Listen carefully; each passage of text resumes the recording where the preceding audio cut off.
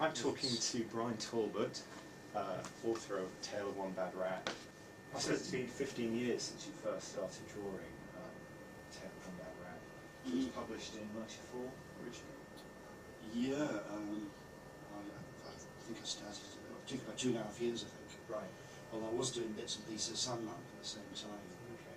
especially the framing sequence of the World's End series.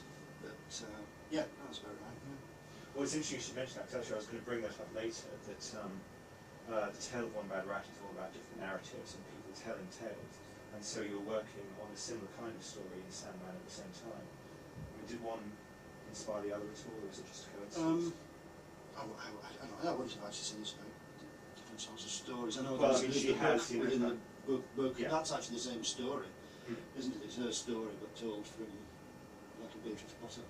But also she has these kind of flashbacks of like Victorian histories of places that wouldn't necessarily be there unless she was sort of a storyteller in her own life. Yeah, yeah. Well, I think the point is with that, she has a very strong visual imagination. You know what Beatrix Potter called the seeing eye. You know, when Beatrix Potter was old and infirm, she was confined to a bed. She often said that she could walk the Lake District in the parts that she knew very well, and see every blade of grass, and just like in the bed. I think that was inspiration for that. But yeah, the idea is she is an artist with a strong imagination. By the end of the story, it's so obvious that's where she's going to go ahead and become. Well, when it came to writing the story, what was the inspiration? I mean, obviously Beatrix Potter is a very well, the Lake District. The Lake District was the inspiration.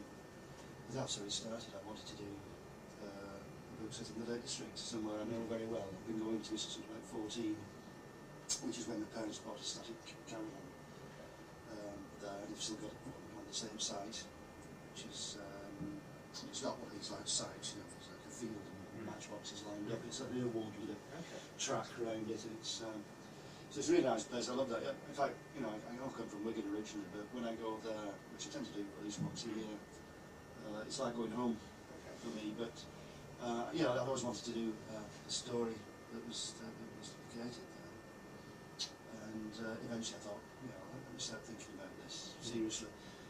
And I think I started off by just reading books of the Lake District. Something was inspired me, and then I started reading about the Romantics, you know, because they were a big, you know, presence there, you know, Coleridge and Rogers and everything. And nothing really struck me. And then one day I visited Beatrix Potter's house, at the top, which she still left as it was when she died. She was one of the founders of the National Trust, when she donated it to the Trust after her death. And I didn't know anything about Beatrix Potter, really, I didn't.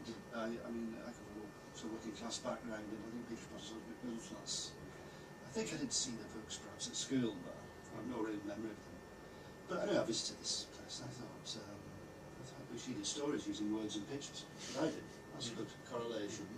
So I started researching Beatrix Potter. You know, I read all the stories she'd written, and started reading biographies, books about her, which she's loads. There's quite a few. And it eventually struck me that I didn't want to do like a biography. And then, one of the reasons it wasn't a biography, it had a incredibly boring life, really. I mean, it wasn't very dramatic. I mean,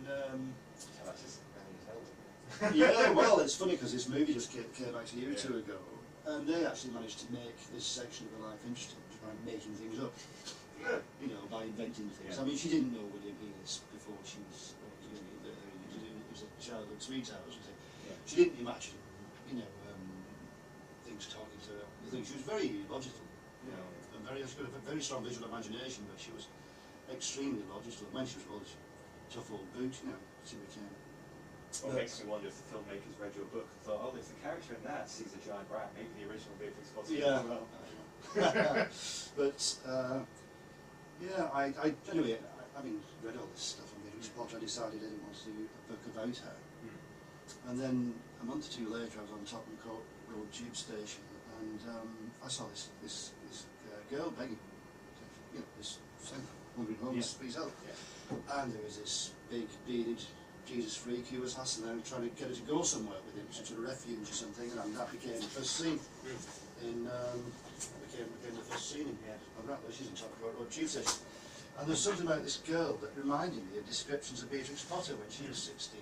She was described as like painfully shy. And this girl was completely embarrassing, so it was very to swallow her up. And I thought, that's it, I can do tales set in modern day. So we had a girl who runs away from home, and she has this sort of synchronistic link with Beatrix Potter. You know, some people we can possibly read this reincarnated, you know, but I don't put that in, I just leave it up to the reader. But that might ask, what did Beatrix Potter do in her life that karmically might lead her to have such an awful life to start off with the second time round? Yeah, well, I mean, there's actually no evidence that she was sexually abused, Beatrix Potter, but she was actually psychologically abused by her parents. She was kept a virtual prisoner, you know, in the house with no friends apart from these little animals. She was smuggled into the house for company. She used to make up stories about them. Anyway, I started thinking, oh yes, girl, she's run away from home, she follows in the footsteps of Beatrix Potter. Why is she run away from home? I thought, she's been abused. It's actually abused by fathers, she's run away from home. They didn't know what she is. And it was as easy as that. I mean, pretty facile, you know.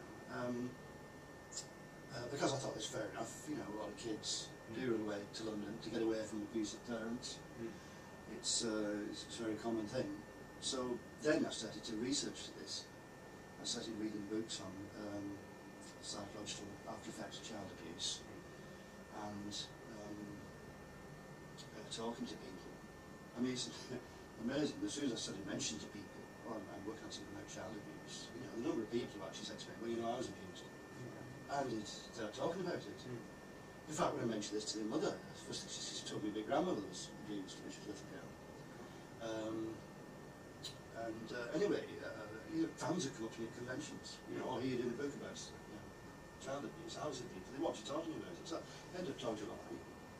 What was quite helpful was I managed to get hold of one book of like transcripts of abuse survivors talking, and that was very good because it's amazing how the same phrases come out again and again and again.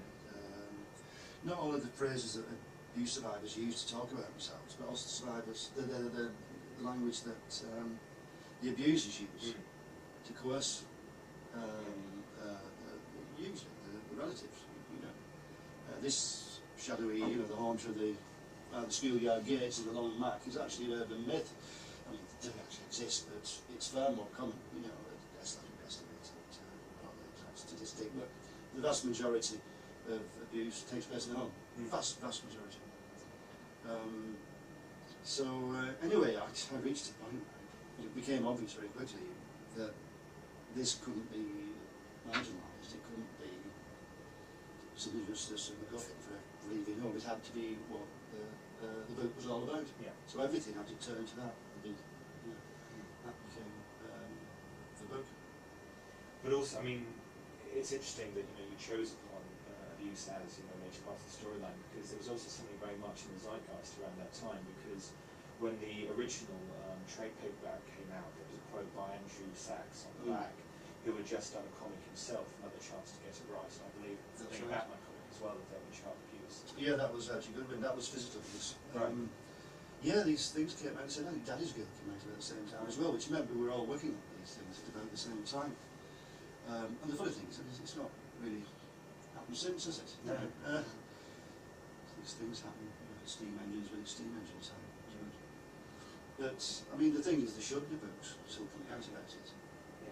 I mean, it's talked a lot more now in the media than it was when I did this. Because at the time, I mean, a lot of kids thought they were the person it was happening to. They couldn't speak to them, nobody believed them, it was too horrible. And they didn't know it happened to anybody else. They thought they were only, it's probably still do, so, they think it's the only person in the world it's actually happening to. So it's important there are books, it is mentioned. But even so, it's not mentioned as much as how many times you see somebody murdered on TV every night. And child abuse is a lot more common than murder. But it's still a bit of a taboo.